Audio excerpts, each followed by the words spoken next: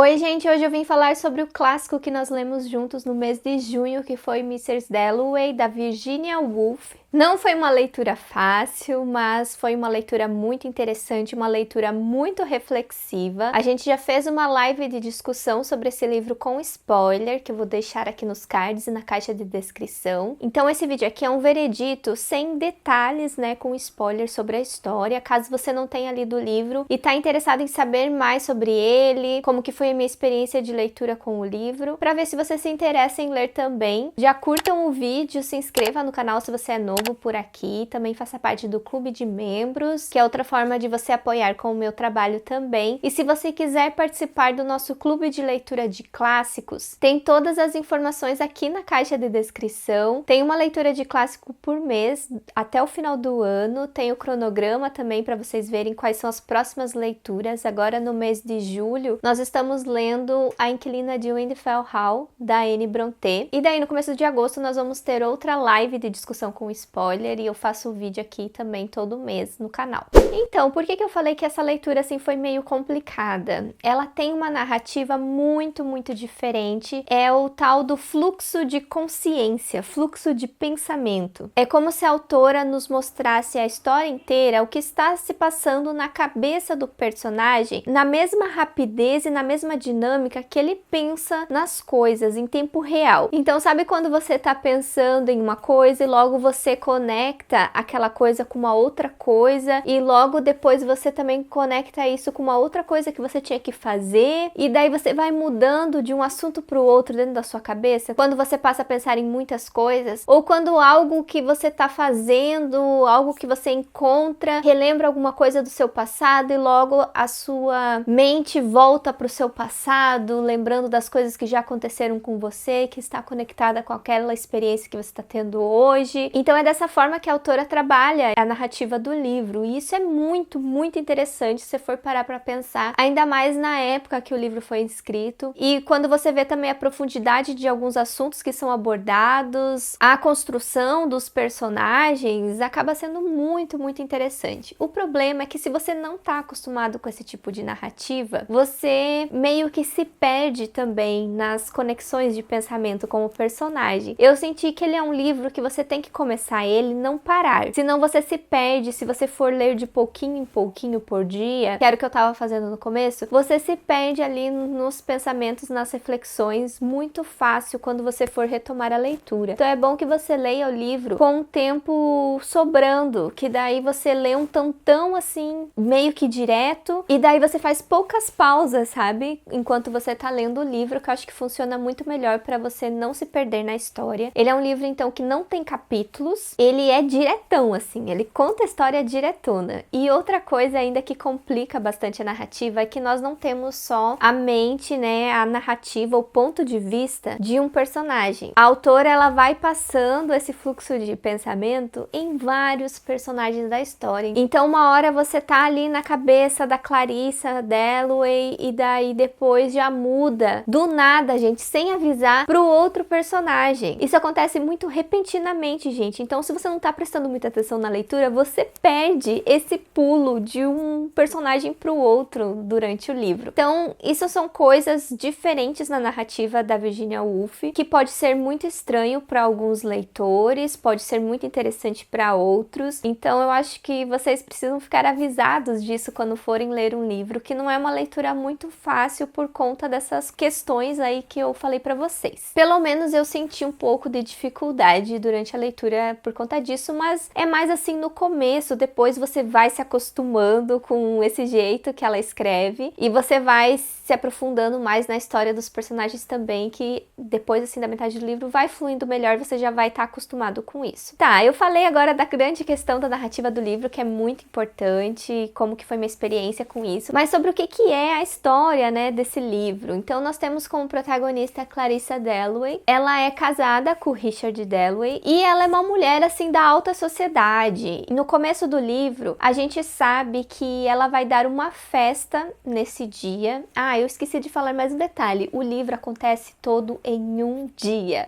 inteirinho é a história do livro. Então, não acontecem muitas coisas, sabe? Ele é mais mesmo sobre os personagens e não sobre os acontecimentos, porque é tudo muito rápido, um dia, né, de história, são poucas coisas. E daí no final desse dia a Clarissa vai dar uma festa, onde ela tem a intenção de se comunicar e criar vínculos, né, com pessoas assim da alta sociedade. Pra vocês terem noção, o ministro ali, ele vai participar da festa dela também. E ao mesmo tempo, ela também vai reencontrar alguns amigos do passado dela, alguns amigos da adolescência dela, principalmente o Peter Walsh, que ele é um outro personagem importante no livro. Ele é um grande amigo da Clarissa e ele já pediu ela em casamento quando ela era mais nova e ela recusou isso. Então esse retorno do seu melhor amigo, que poderia ter sido o marido dela, vai gerar aí alguns conflitos na mente dessa personagem e também alguns conflitos com o próprio Peter, que nós também vemos o ponto de vista dele na história. Ele estava na Índia, ele ficou muito tempo fora, eles ficaram sem se comunicar durante esse tempo, então vai ser um reencontro assim bem interessante. E daí no começo do livro, a Clarissa, ela tá indo passear por Londres para procurar flores para a festa dela. Ela tá em busca dos preparativos, né, da festa dela, e enquanto ela tá passeando pela cidade, o leitor, né, tem uma bela visão da cidade pela personagem. A cidade até acaba sendo um dos personagens do livro, assim, de tão legal que é o entrosamento dos personagens com a cidade. E durante esse passeio é que a gente vê a mente dessa personagem e tudo que ela tá pensando, né, sobre a festa, sobre a vida dela, sobre ela ter se casado com o Richard, sobre ela ter recusado o Peter, sobre esse reencontro com os amigos dela, a outra amiga dela, a Sally, que ela também meio que se envolveu romanticamente, elas tinham uma atração também no passado, sabe? Muitas questões nessa personagem que a gente vai vendo aí ao longo do livro. E daí nós temos mais um outro personagem que é muito importante para a história e que não tem nenhuma conexão com a Clarissa, que é o Septimus. Ele é um veterano de guerra, ele lutou ali na Grande Guerra, que era a Primeira Guerra Mundial, mas ele voltou de lá com traumas. Ele passa por um transtorno pós-traumático. Naquela época não era diagnosticado dessa forma e até ele não entende direito o que está acontecendo com ele, e a esposa dele muito menos. A esposa dele fica desesperada assim, ó, tentando trabalhar com ele, tentando ajudar ele de alguma forma, e no começo do livro ele fala que vai se matar. Então nós vemos as questões desse personagem também na mente dele, tudo que ele passou lá na guerra, as perdas que ele teve. Essas questões do trauma dele envolvem, assim, coisas muito